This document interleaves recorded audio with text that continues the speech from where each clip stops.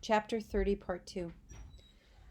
It seemed hard to believe that he was a lonely person, searching relentlessly in bottles, under women's skirts, in church work, and lofty job titles for his personal niche, lost before birth and unrecovered since.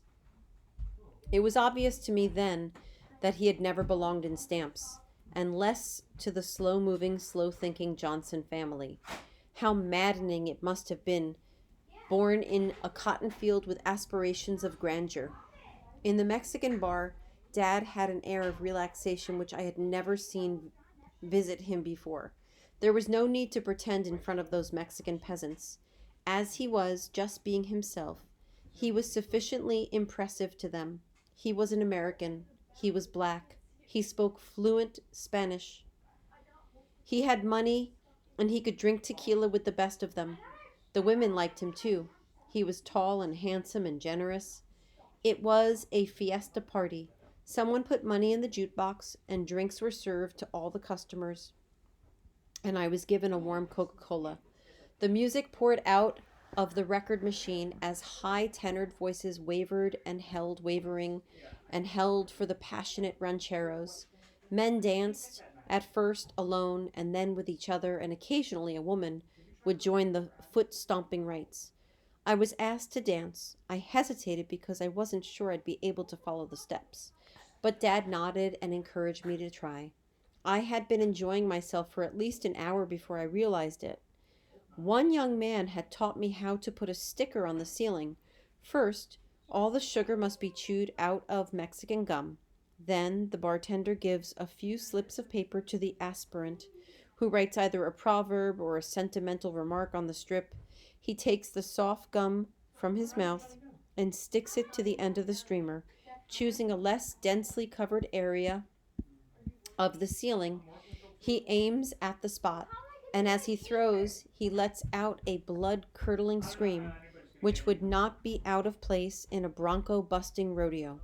After a few squeaky misses, I overcame my reserve and tore my tonsils loose with a yell that would have been worthy of a Zapata.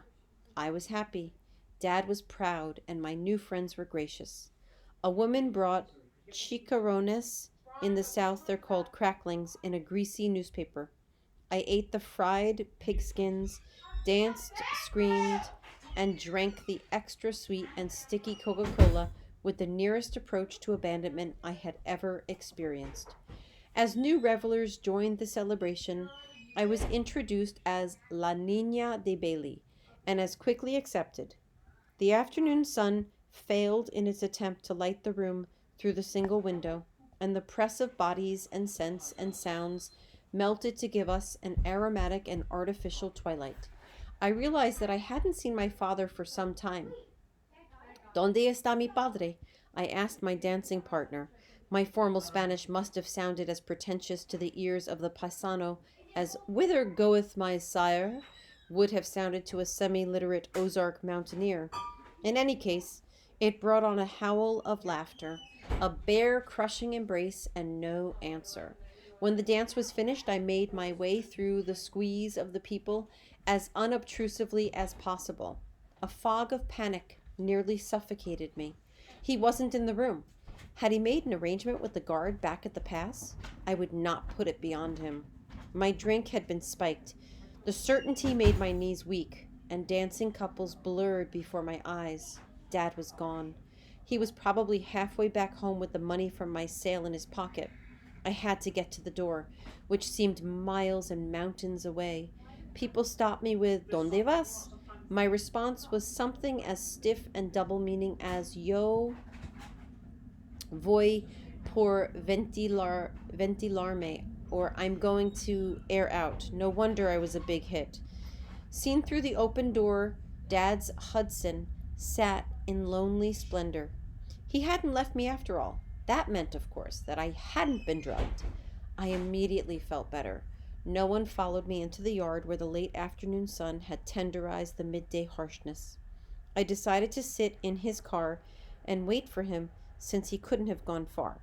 I knew he was with a woman, and the more I thought about it, it was easy to figure out which one of the gay senoritas he had taken away. There had been a small, neat woman with very red lips who clung to him avidly when we first arrived. I hadn't thought of it at the time, but had simply recorded her pleasure. In the car, in reflection, I played the scene back. She had been the first to rush to him, and that was when he quickly said, "This is my daughter, and she speaks Spanish." If Dolores knew, she would crawl up in her blanket of affectation and die circumspectly. The thought of her mortification kept me company, and for a long time.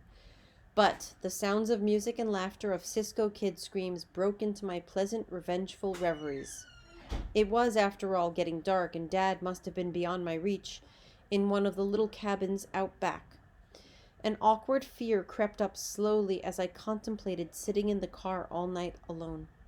It was a fear distantly related to the earlier panic. Terror did not engulf me wholly, but crawled along my mind like a tedious paralysis. I could roll up the windows and lock the door.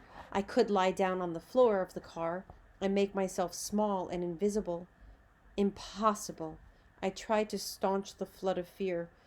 Why was I afraid of the Mexicans? After all, they had been kind to me, and surely my father wouldn't allow his daughter to be ill-treated. Wouldn't he? Would he? How could he leave me in that raunchy bar and go off with this woman? Did he care what happened to me?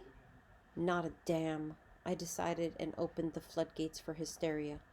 Once the tears began, there was no stopping them. I was to die, after all, in a Mexican dirt yard. The special person that I was, the intelligent mind that God and I had created together, was to depart this life without recognition or contribution. How pitiless were the fates, and how helpless was this poor black girl. I made out his shadow in the near gloom and was about to jump out and run to him when I noticed that he was being propelled by the small woman I had seen earlier and a man. He wobbled and lurched, but they held him up firmly and guided his staggering toward the door of the cantina. Once he got inside, we might never leave. I got out of the car and went to them. I asked Dad if he wouldn't like to get into the car and rest a little. He focused enough to recognize me and answered that that was exactly what he wanted. He was a little tired and he'd like to rest before we set out for his place. He told his friends he wished his wishes in Spanish, and they steered him to the car. When I opened the front door, he said no, he'd lie down on the back seat for a little while. We got him into the car and tried to arrange his long legs comfortably. He began snoring even as we tugged at him. It sounded like the beginning of a deep and long sleep, and a warning that, after all, we were to spend the night in the car in Mexico.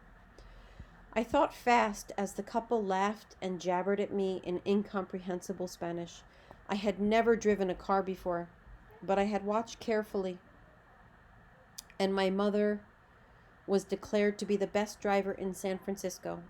She declared it, at least. I was superbly intelligent and had good physical coordination. Of course I could drive. Idiots and lunatics drove cars. Why not the brilliant Marguerite Johnson? I asked the Mexican man to turn the car around, again in my exquisite high school Spanish, and it took about 15 minutes to make myself understood. The man must have asked me if I could drive, but I didn't know the Spanish for the verb to drive, so I kept repeating sí and gracias until he got in and headed the car towards Miss Lieberman, are you there?